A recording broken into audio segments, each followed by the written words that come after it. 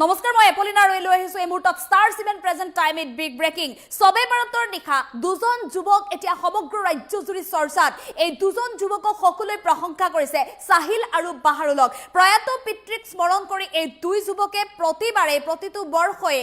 তেওঁলোকৰ পিতৃক স্মৰণ কৰি বিগত 8 বছৰে ইছলাম ধৰ্মাৱলম্বী লোকসকলৰ বাবে সবে ভাৰতত তেওঁলোকে মহান পদক্ষেপ হাতত লৈ আহিছিল কিন্তু এইবাৰ জুবিন গাৰ্গক স্মৰণ কৰিও মহৎ পদক্ষেপ হাতত লৈছে এই দুই যুৱক সাহিল আৰু বাহাৰুলে যাৰ বাবে সমগ্ৰ ৰাজ্যজুৰি চৰ্চাত এই দুই যুৱক লৈছে এই মুহূৰ্তত star 7 present time it big breaking সবে ভাৰতৰ নিশাই সাহিল আৰু বাহাৰুলক প্ৰশংসা ৰাইজৰ সমগ্ৰ ৰাজ্যৰ ইছলাম ধৰ্মাৱলম্বী লোকসকলৰ মাজত বিশেষভাৱে চৰ্চাত আছে এই দুই যুৱক 8 বছৰে প্ৰয়াত পিতৃক স্মৰণ কৰি দুই পুত্ৰৰ মহান কাম দুই পুত্ৰই মহানতা প্ৰদৰ্শন কৰি আহিছে বিগত 8 বছৰে সবে ভাৰতৰ নিশাই এবাৰ পোহৰাই তুলিছে কবৰস্থান সমগ্ৰ ৰাজ্যবাসীৰ মাজত আজি চৰ্চাত এই দুই যুৱক সাহিল আৰু বাহাৰুল কলিয়াবৰ জয়ন্তীপুৰ গাঁৱৰ কবৰস্থানত সবে ভাৰতৰ নিশা ইছলাম ধৰ্মাৱলম্বী লোকৰ ভিৰ আত্মাৰ সদ্গতি কামনাৰে আল্লাহৰ ওচৰত যোৱা ইছলাম ধৰ্মাৱলম্বী লোকৰ প্ৰাণৰ শিল্পী জুবিন গাৰ্গৰ আত্মাৰ সদ্গতি কামনাৰেও প্ৰাৰ্থনা ৰাইজৰ আৰু এই দিনটোতে বিশেষভাৱে দেখিবলৈ পোৱা গৈছে চৰ্চাত আছে এই দুই যুৱক সাহিল আৰু বাহাৰুল আৰু এই মুহূৰ্তত আপোনালোকে দেখিবলৈ পাইছে সবে ভাৰতৰ নিশা আচলতে ৰাজ্যৰ প্ৰতিটো প্ৰান্ততে প্ৰতিগৰাকী ইছলাম ধৰ্মাৱলম্বী লোকসকলে এনেধৰণে তেওঁলোকৰ প্ৰয়াত লোকসকলৰ বাবে আল্লাহৰ ওচৰত দোৱা প্ৰাৰ্থনা কৰে আত্মাৰ সদ্গতি কামনাৰে দোৱা প্ৰাৰ্থনা কৰে সবে ভাৰতৰ নিশাটো প্ৰতিগৰাকী ইছলাম ধৰ্মাৱলম্বী লোকসকলৰ বাবে আচলতে খুবেই এটা গুৰুত্বপূৰ্ণ দিন হয় গুৰুত্বপূৰ্ণ নিশা হয় গতিকে এই সময়ছোৱাত প্ৰতিগৰাকী ইছলাম ধৰ্মাৱলম্বী লোকে পৰম কৰুণাময় আল্লাহৰ ওচৰত দোৱা প্ৰাৰ্থনা কৰে আৰু এই দিনটোত বিশেষভাৱে প্ৰতি বছৰে চৰ্চাত আহে সাহিল আৰু বাহাৰুলক সমগ্ৰ কলিয়াবৰবাসীয়ে প্ৰশংসা কৰে কলিয়াবৰবাসীয়ে তেওঁলোকক সন্মান জনাই প্ৰশংসা কৰে কাৰণ এই দুই পুত্ৰই প্ৰয়াত পিতৃক স্মৰণ কৰি প্ৰতিবাৰে মহান পদক্ষেপ হাতত লয় যি সময়ত কবৰস্থানত ইছলাম ধৰ্মাৱলম্বী লোকসকলে নামাজ পঢ়িবলৈ যায় দোৱা প্ৰাৰ্থনা কৰিবলৈ যায় সেই সময়ত যেহেতু কবৰস্থানত আলোক সজ্জাৰে সজাই তোলে পোহৰেৰে সজাই তোলা পৰিলক্ষিত হয় কবৰস্থানত দিনৰ দৰে পৰিৱেশ গঢ়ি তোলে এই দুই যুৱক সাহিল আৰু বাহাৰুলে বিগত 8 বছৰে তেওঁলোকৰ প্ৰয়াত পিতৃৰ বাবে এই কাম কৰি আহিছে প্ৰয়াত পিতৃক স্মৰণ কৰি তেওঁলোকে এই কাম কৰি আহিছে কিন্তু এইবাৰ পিতৃৰ সমান্তৰালভাৱে প্ৰাণৰ শিল্পী জুবিন গাৰ্গকো তেওঁলোকে স্মৰণ কৰিছে এই বিশেষ পবিত্ৰ দিনটোত ইছলাম ধৰ্মাৱলম্বী লোকসকলৰ বাবে যেহেতু সবে ভাৰতৰ দিনটো আচলতে এটা পবিত্ৰ নিশা হয় সবে ভাৰতৰ নিশাটো আৰু যাৰ বাবে প্ৰতিটো প্ৰান্ততে প্ৰতিগৰাকী ইছলাম ধৰ্মাৱলম্বী লোকে সবে ভাৰতৰ নিশা তেওঁলোকে মছজিদলৈ যায় কবৰস্থানলৈ যায় তেওঁলোকৰ পূৰ্বপুৰুষৰ বাবে তেওঁলোকে আত্মাৰ সদ্গতি কামনাৰে দোৱা প্ৰাৰ্থনা কৰে আৰু প্ৰতিটো সবে ভাৰতৰ নিশাই এই ইছলাম ধৰ্মাৱলম্বী লোকসকলে এনেধৰণে পৰম কৰুণাময় আল্লাহৰ ওচৰত দোৱা প্ৰাৰ্থনা কৰে জনপ্ৰবাদ অনুসৰি যেহেতু এই সবে ভাৰতৰ নিশা তেওঁলোকে যদি আল্লাহৰ ওচৰত প্ৰাৰ্থনা কৰে আল্লাহৰ ওচৰত যদি তেওঁলোকে বিচাৰে সকলোখিনি আল্লাহে তেওঁলোকক দিয়ে পবিত্ৰ মন লৈ পবিত্ৰ সবে ভাৰতত যদি তেওঁলোকে আল্লাহৰ ওচৰত প্ৰাৰ্থনা কৰে আল্লাহে তেওঁলোকৰ প্ৰতিটো প্ৰাৰ্থনা শুনে আৰু যাৰ বাবে সবে ভাৰতৰ নিশা এই সাহিল আৰু বাহাৰুলে আন বৰ্ষৰ দৰে প্ৰয়াত পিতৃক স্মৰণ কৰি তেওঁলোকে দোৱা প্ৰাৰ্থনা কৰাৰ সমান্তৰালভাৱে কবৰস্থানত অন্য লোকসকলেও যেহেতু দোৱা প্ৰাৰ্থনা কৰিবলৈ আহে এই লোকসকলে কবৰস্থানত দোৱা প্ৰাৰ্থনা কৰিবলৈ অহাৰ সময়তে পোহৰেৰে আলোকিত কৰি তোলা পৰিলক্ষিত হৈছে চাৰিওফালে কেৱল দিন যেন পোহৰ কৰি তুলিছে নিশাৰ ভাগতো আৰু এইবাৰ কেৱল মাত্ৰ প্ৰয়াত পিতৃৰ স্মৰণেই নহয় প্ৰাণৰ শিল্পী জুবিন গাৰ্গকো স্মৰণ কৰি এনেধৰণে প্ৰতিগৰাকী ইছলাম ধৰ্মাৱলম্বী লোক উচুপি উঠাৰ সমান্তৰালভাৱে প্ৰাণৰ শিল্পী জুবিন গাৰ্গৰ আত্মাৰ সদ্গতি কামনা কৰি আল্লাহৰ ওচৰত এনেধৰণে দোৱা প্ৰাৰ্থনা কৰা পৰিলক্ষিত হৈছে আৰু এই দুই সাহিল আৰু বাহাৰুলৰ বাবে আজি যি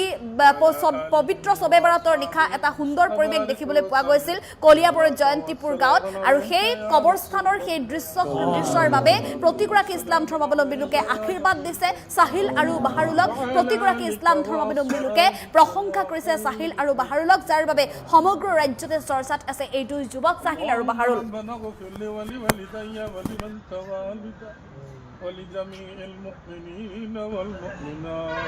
এইটো উদ্দেশ্য এইটোৱে হ'ল যে কদৰৰ দিনাখন যেতিয়া ৰোজা 15 দিনৰ পাছত আহি আছে আমি আনন্দৰে কৰিবৰ কাৰণে আমি আনি আছোঁ তাৰপিছত এই কবৰস্থানত লাইট লগোৱাটো প্ৰতি বছৰে আমাৰ আন্ধাৰ থাকে এই দিনটোত জোনাক কৰি ৰাখিবৰ কাৰণে আমি এইবাৰ লাইট লগোৱা হয় তো সেইকাৰণে আমাৰ যোনবোৰ গুজৰি গ'ল আমাৰ মা দেউতা মানে, তো সেইকাৰণে আমি সকলোলৈকে দোৱা কৰিবৰ কাৰণে আমি যাওঁ, কবৰস্থানত দোৱা কৰোঁগৈ। গোটেই ৰাতিটো তেনেকৈ দোৱা কৰিবলৈকে যাওঁ। তো সেইটো কাৰণে আমি এনেকৈ লাইট লগোৱা হয়, প্ৰতি বছৰে লগাওঁ। সেইটো কাৰণে আগলৈকো কৰিম বুলি তেনেকৈ আশা ৰাখিলোঁ। বাকী এইবাৰ জুবিনদাৰ কাৰণে অলপ মানে দুখে আছে, কিন্তু তথাপিও কৰিছোঁ আৰু। তো তেওঁ যে স্বৰ্গ পায় সেইটো কাৰণে আমি ভাবিছোঁ। দুইজনে আজি 8টা বছৰে এই পৰম্পৰাটো ৰক্ষা কৰি আহিছে। এই পৰম্পৰা ৰক্ষাত আজি দুবছৰৰ পিছতহে আমি কালেকশ্যন কৰিছোঁ, মানে আমাৰ পেকেটৰে কম। তাৰ পিছৰ পৰা আমি যিটো আশা কৰিছোঁ, আমাৰ এই সকলো যেনেকৈ আপোনাৰ আমাৰ ইয়াত যিমান গাঁৱৰ মানুহ আছে, গাঁৱৰ মানুহখিনি আজি কবৰস্থানত এটা অন্ধতাক কবৰটোৰ মাজত আজি জোনাক কৰিব এই জোনাকৰ ফলতে আজি আমি তেওঁলোকক দিছোঁ। আশা কৰিছোঁ আগন্তুক দিনলৈকে আমি এনেকৈ কাম কৰি যাম। দুইজনে আজি 8টা বছৰে এই পৰম্পৰাটো ৰক্ষা কৰি আহিছে। এই পৰম্পৰা ৰক্ষাত আজি দুবছৰৰ পিছতহে আমি কালেকশ্যন কৰিছোঁ, মানে আমাৰ পেকেটৰে কম। তাৰ পিছৰ পৰা আমি যিটো আশা কৰিছোঁ, আমাৰ এই সকলো যেনেকৈ আপোনাৰ আমাৰ ইয়াত যিমান গাঁৱৰ মানুহ আছে, গাঁৱৰ মানুহখিনি আজি কবৰস্থানত এটা অন্ধতাক